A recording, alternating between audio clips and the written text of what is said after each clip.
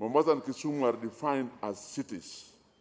And under the collective bargaining agreement between the Teacher Service Commission on one hand and the Kenya National Union of Teachers and the Kenya Union of Post-Primary Teachers, all teachers engaged within the cities are entitled to enhanced house allowances.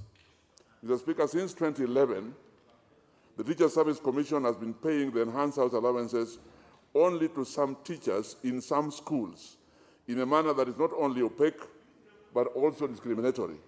Mr. Speaker, it is against this background that I seek a statement from the chairperson to address the following issues. Number one, could the chairperson explain why the Teacher Service Commission does not pay all teachers engaged in Mombasa and Kisumu cities equally? And number two, what criteria are the of both equipment and personnel, and opening up and maintenance of security roads for ease of movement of security personnel? Honorable Speaker, it is on account of this concern that I seek your indulgence under Order 218-2 and ask you to direct the Departmental Committee on Administration and National Security to urgently inquire into matters, particularly on the following issues. One, failure by security agencies to process local intelligence information in order to deter banditry attacks in Olmoran area, Laikipia County. Two, the plans put in place by the ministry to rearm National Police Reservists in 3 wards in Laikipia North constituency that are prone to insecurity, namely Sosian Ward, Mugogodo East, and Mugogodo West wards. Number 3, delay in establishing Tura and Nadungoro General Service Unit and anti-stock theft unit camps as undertaken by the ministry that are very crucial in deterring banditry invasion. Number 4, budgetary allocation for purposes of opening up security roads in the 3 named wards above. And 5, Mr. Speaker, actualization of the gazetted and administration units to ensure improved efficiency of government services in the vast Laikipia North constituency. I thank you, Honorable Speaker.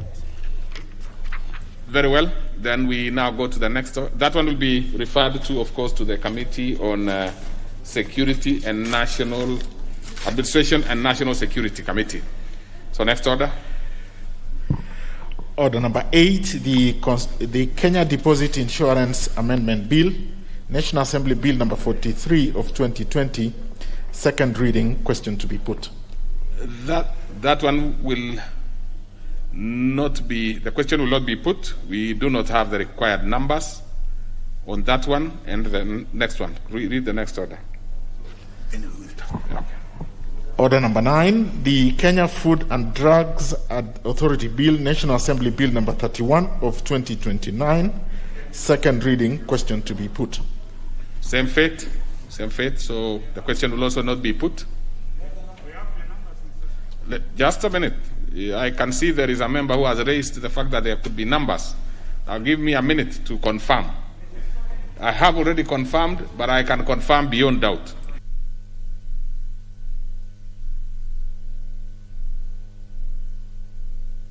Let's leave it there, Honorable Pukose, because the other consequences can even be more adverse. So please, let's leave it there. Then the numbers will be required for the question to be put.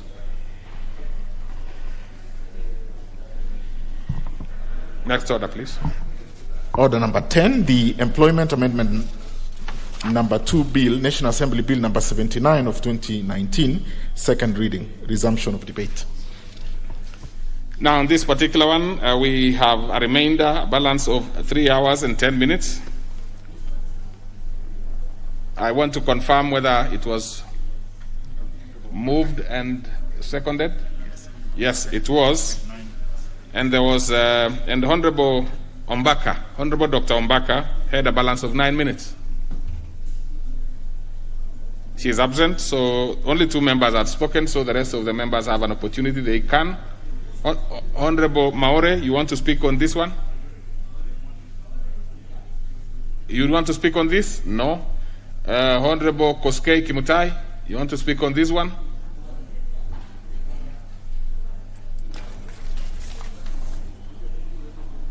You want to speak to this? Okay. The Honorable Dawood.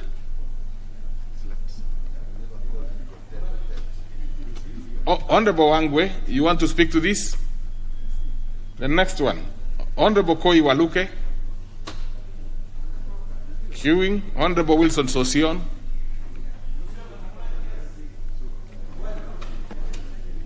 Honorable Sankok. I would be very surprised if Sankok doesn't want to speak to this. He speaks to every bit of legislation that is brought here.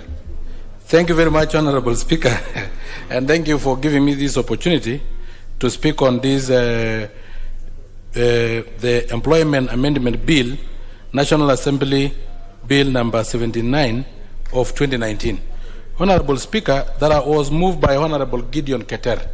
Honorable Gideon Keter is a youth, and is representing the youth properly in this House, Honorable Speaker, because we know that the employment issue is very emotive when it comes to the youth, Honorable Speaker. Currently, Honorable Speaker, our country have 4 million unemployed youth, and this is a time bomb if not taken care of, Honorable Speaker. Honorable Speaker, and youth have always been taken for granted in this country, Honorable Speaker. You remember, Honorable Speaker, the shenanigans around the BBI, Honorable Speaker, when the youth were promised tax holiday, tax waivers, Honorable Speaker, and they are unemployed. How do you waive taxes from somebody who was not paying taxes in the first place? Honorable Speaker, Honorable Keter is simply saying youth need employment, not tax holidays. We thank God that the document was declared illegal, unconstitutional, null and void, because it was devoid of any assistance that it will give to the youth who are a time bomb because of lack of employment, Honorable Speaker. Honorable Speaker, Article 54 of our Constitution is very express when it comes to the employment of persons with disabilities, that 5% of all job opportunities in this country should be allocated to persons with disability, Honorable Speaker. Honorable Speaker, as it is constituted now today, the Cabinet, Honorable Speaker, is not properly constituted in line with Article 54 of our Constitution, because there is no person with disabilities in that Cabinet, Honorable Speaker. Even though I heard that the Cabinet have not been sitting for the past 8 months, meaning Kenya is on autopilot, because the Cabinet is normally the highest organ in terms of security, in terms of development of all the issues that affect our country, Honorable Speaker. Honorable Speaker, again, the CAS position, the principal secretary positions, are not well constituted in line to Article 54 of our Constitution, because they lack person with disability, apart from the PS position where we have Honorable Joseph Tamkobe representing person with disability there. Honorable Speaker, if the highest organ of our government management, of the executive, does not represent person with disability, Honorable Speaker, then our employment is in question, because our employment in terms of representation is not up to standard in terms of adhering to our Constitution. Honorable Speaker, our youth are suffering out there, Honorable Speaker.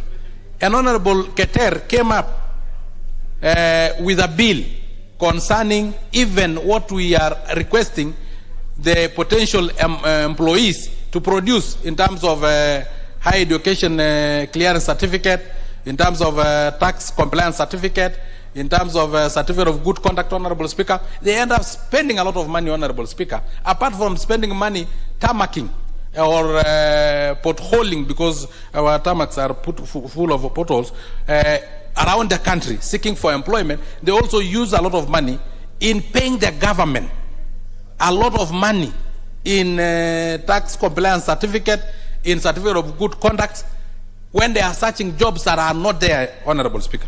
Honorable Speaker, this bill seeks to remedy such finances that are levied on our potential employer, on our youth, Honorable Speaker, so that they can only, the potential employers can only request for such certificate when they are assured that this person have been shortlisted and they are coming for interview, and that they have benefited from the employment, Honorable Speaker, so that you don't use, because currently youth can apply as many as 100 job opportunities in a year.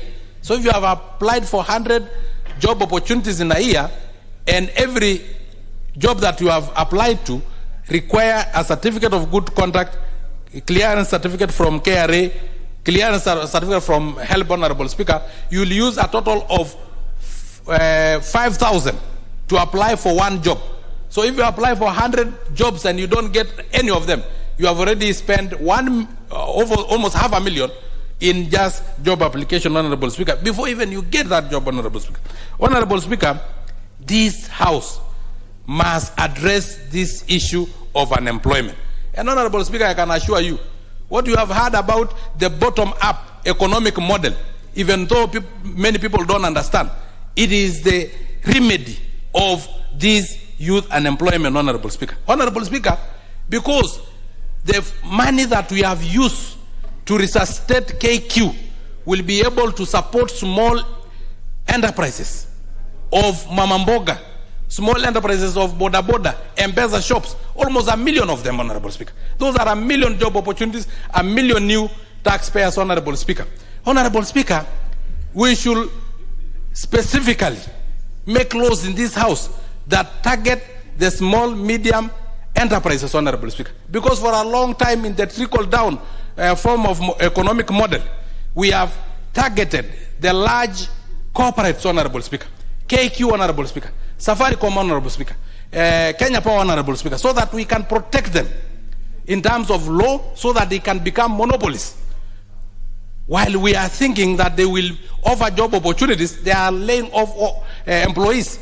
While we thought we'll benefit from these big corporate paying taxes, they end up declaring nil in return, meaning they don't even pay those taxes. While we thought they will have corporate social responsibilities, it is private entities like Equity that have corporate social responsibility. KQ will never see any corporate responsibility. Those big corporates have been open for massive corruption, Honorable Speaker. They will not offer any employment opportunities. But in the bottom-up economic model, where then you target the bottom of the pyramid, it will be very difficult for the thieves, the people in Kemsa scandal, the people mentioned in the Mavi House scandal, the people mentioned in COVID billionaires, to access, to corrupt, to steal from Boda Boda, to steal from Mamamboga, to steal from the kiosk. So, Honorable Speaker, what will sort out the 4 million jobless youth in this country is the bottom-up economic model. Honorable Speaker, even though some people don't understand, they think in terms of the bottle, they think in terms of alcoholism, Honorable Speaker. But this, Honorable Speaker, will be the savior of this time bomb in terms of youth unemployment, Honorable Speaker. Honorable Speaker, again, I will urge Gideon Keter, as we go forward, Honorable Speaker, let us also try to convince that our country and our government, executive to be specific, that we invest in labor-intensive infrastructure rather than capital-intensive infrastructure. Our country is still poor, but we have enough human resource, Honorable Speaker. If we invest in labor-intensive infrastructure, we will create more jobs.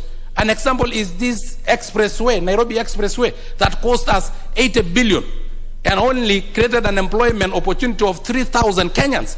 And it will only benefit a few of us, Honorable Speaker, who will go to the airport regularly, Honorable Speaker. But if it was labor-intensive infrastructure, Honorable Speaker, we will... Honorable Wangwe. Thank you, Honorable Speaker. Honorable Speaker, you have a lot of respect for Honorable Sankok. And when he is making a statement of economic concern, it should be a real statement, Honorable Speaker. He should understand, Honorable Speaker, that labor is a function of capital. And you cannot dismiss the two, Honorable Speaker. So when he is dismissing capital to labor, Honorable Speaker, and yet he is speaking to the nation, let us not portray the House as if we don't have an understanding of an economic function, Honorable Speaker. Thank you, Honorable Speaker. To say, Honorable Sankop, you know you are a medic, not an economist. Honorable Speaker, sometimes you mix them. Honorable Wangwe is also far from being a businessman. Honorable Speaker, because my time is up, what I said is that the expressway is capital intensive. It uses a lot of money, Honorable Speaker. 80 billion to be specific. Let me give him an example. Let me give you an example, Honorable Speaker. Is your point of order, if it was affordable housing, we would have created Order. What is it? I think, Mr. Speaker, it's good for the records of the House. Members don't just put words that, apart from incitement, no other value. The member is quoting the expressway and putting a price tag on it when he knows, but wants to mislead. I'm asking whether it is order for the honorable member to allow into record that there are taxpayers' money from the national treasury by this government or whichever government that has gone into the expressway before he sits down with that kind of reckless talk. Honorable Speaker, whether it is borrowed money, it is Kenyans who will pay eventually that borrowed money, and the borrowed money is Kenyan money. Honorable Speaker, it is through private-public partnership, and through private-public partnership, Kenyans will eventually pay. If we use the affordable housing, 80 billion will be able to construct approximately 80,000 units, and each unit will require a plumber, a carpenter, 5 of them. We will have created 400,000 jobs instead of 3,000 jobs. Do your maths very well, Honorable Speaker. Honorable Speaker, I'm clear in my mind, and I know what I'm talking. So your time is over. So we go to the next member. I'm having problem picking members because I see many members get are placed their names to request to speak, and they actually want to speak to the next one. So probably let me start with the majority leader, because as per the standing order, of course, you know he takes priority. Thank you, Honorable Speaker. Honorable Speaker, I rise to support this bill and congratulate the member for not only this bill but several others that he has sponsored. And I believe that's the spirit where we want members to be fully involved in legislation. So congratulations, Honorable Gideon Keter, for bringing this and readdressing the issue affecting the youth in this country. Because, Honorable Speaker, we know that the job opportunities, not just in Kenya, on a global basis, are on a decline. COVID did not help. We saw from the statistics by Kenya National Bureau of Statistics that upwards of 1.2 million people could well have lost their jobs and sources of livelihood because of COVID and the disruption that has made in the way people do business or relate within the workplace. But, Honorable Speaker, the Constitution of 2010 introduced this Chapter 6 and declared what people must comply. But unfortunately, it also brought within it these onerous responsibilities that, for you to even seek a job, to get employed, you need to get all these clearances from several people. And whereas the intention is good, the cost associated with that has been estimated at close to 5,000 shillings for one to actually get the various certificates. Now, for a jobless Kenyan, it's a cost we need to relook at, especially because these certificates are given by the government. And in the spirit of this bill, if we are able to resolve this issue, as I see it within the bill, that you will not be required to pay unless there's certainty you're going to get employed, then it makes sense. So there is a background check, but only after you have made the cut then you can be told, before we give you the contract, bring the following. But not at the point of you applying, you are required to do all those, so it becomes like the checks. The integrity checks become an integral part of the interview, whereas it should be your competence at that point that matters. And then among the competent, you then have the people who make the competence mark, then being required to pay. And I believe that should be the spirit. But making people incur costs may not be exactly the necessary, the way to go. So I support it in terms of principle. It's a very straightforward bill. It's simple. We don't even need to belabor much of it. And I do hope that the committee will also guide us in terms of whether there's any other tinkering with it that's required to make it work. But this is the kind of thing that we need for our youth, the policies, the laws, to facilitate them, to remove the bottlenecks that hinder them from accessing employment. And I know the Honorable Sankok may want to appeal to another audience out there, but and I don't want to even respond to what he's saying, but I know you've been mentioned, which is fine. No, we can mention anyone. Order, take your seat, Honorable Sankok. I mean, you just Honorable Sankok just spoke. Sitting from where I am, and I'm able to see when you are adversely mentioned. Yes. But just mentioning, like I've just mentioned you as Sankok, does not really require you are. Order, Honorable Sankok. Lately, you are a very agitated man. I do not know why you relax like you've always been. What is your point of order then, so that we see whether there is a major issue that we cannot see? Honorable Speaker, I'm a member of Parliament, a honorable member of Parliament. And when the Honorable Amos Kimunya, who I respect very much as my leader, say that I'm talking to appeal people outside there, I'm not appealing anybody. We are making law. I've mentioned the employment of persons with disability, the employment of youth. So am I appealing anybody outside there? No, he's out of order. I'm representing my constituency. Why you are actually out of order is that because actually the majority leader has stated what is obvious. You definitely are appealing to an audience within and without, and that is why we have put our broadcast live. You could be appealing to the persons with disability or anybody else. Yeah. So actually, he's actually basically confirming. I'm not appealing, I'm stating the facts. Okay. Yeah, what I'm just saying, take your seat on the board. Thank you, sir. Take your seat and relax, So I've just said there was absolutely nothing wrong with you appeal, because that's the business of a member of parliament. Yeah.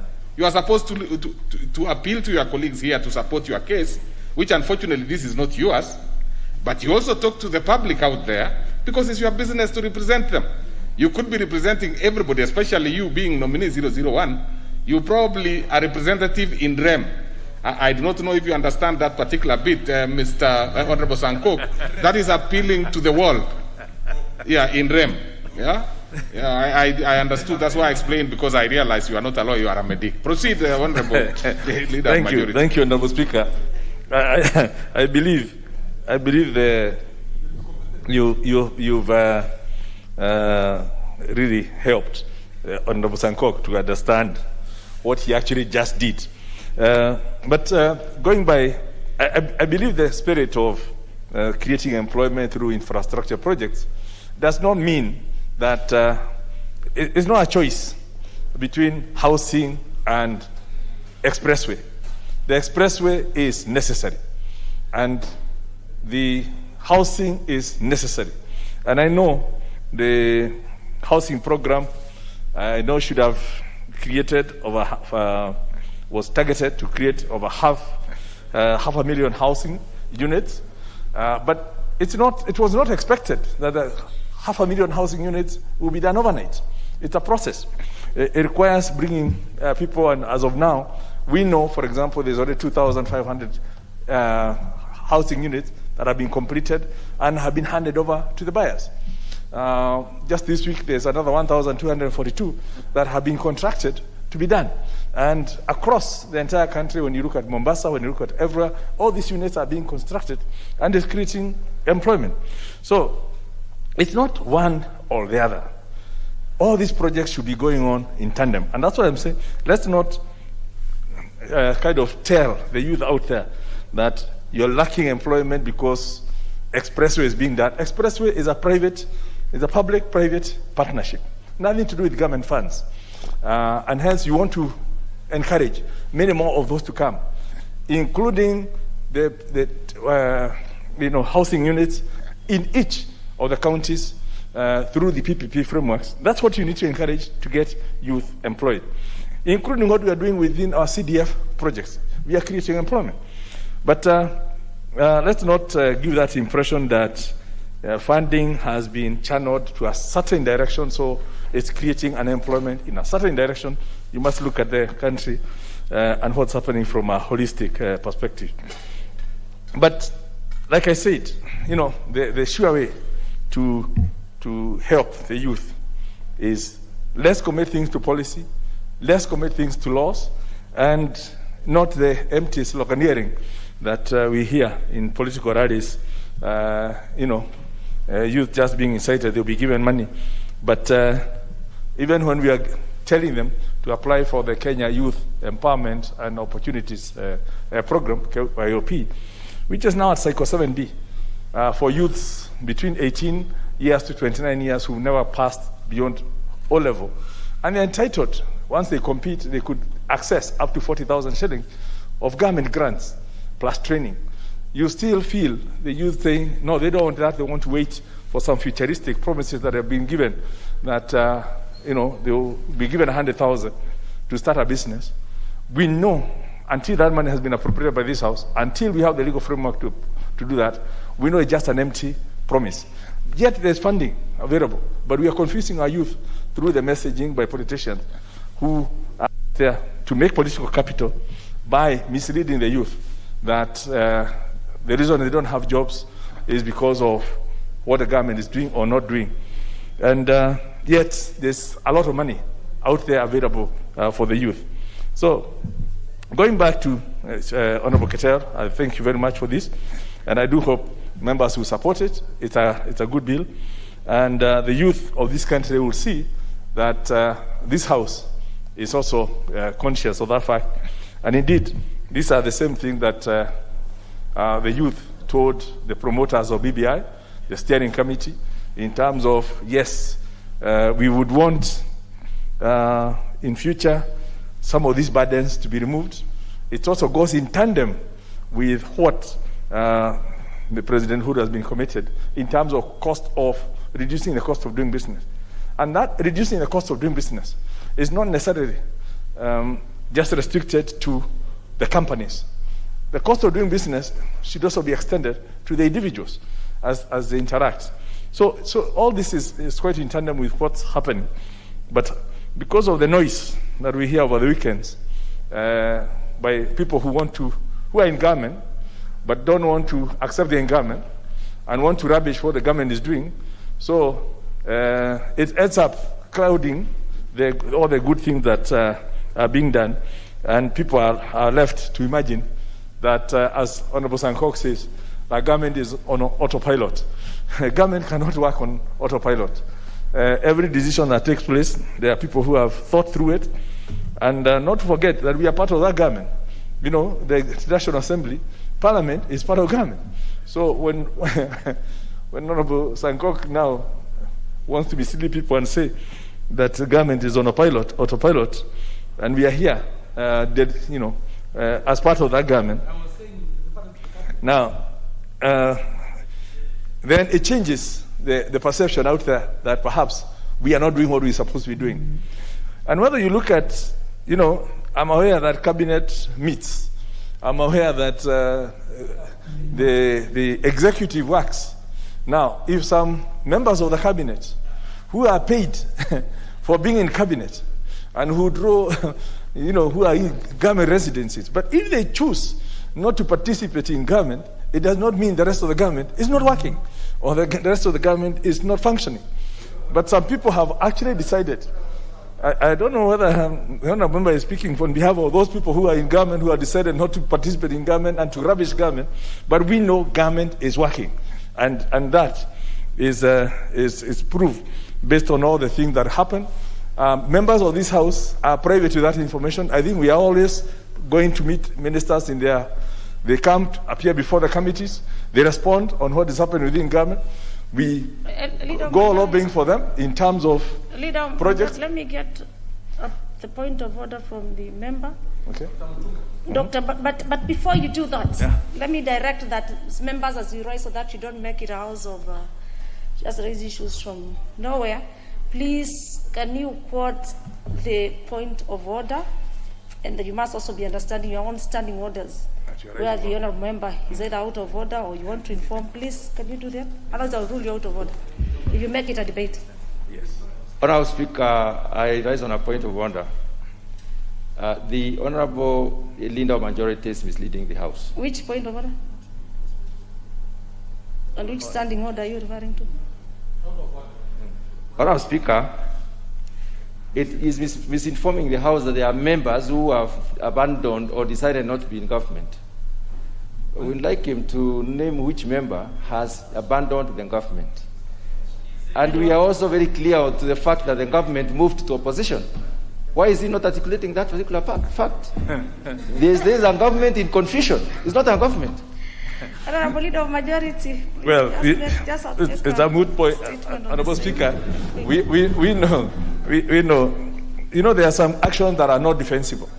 Because when somebody goes to the public and starts saying, you know, the government is not doing this and you're in government, what does that mean? It just basically shows either you don't know that you're in government, or you don't know what the government is doing because you're not privy to it, or you have abandoned your job. So some things are very self-evident. And I don't have to name names. It's not necessarily one person. There are several people who are supposed to be in government, being paid by the government, but behave as if they are not in government.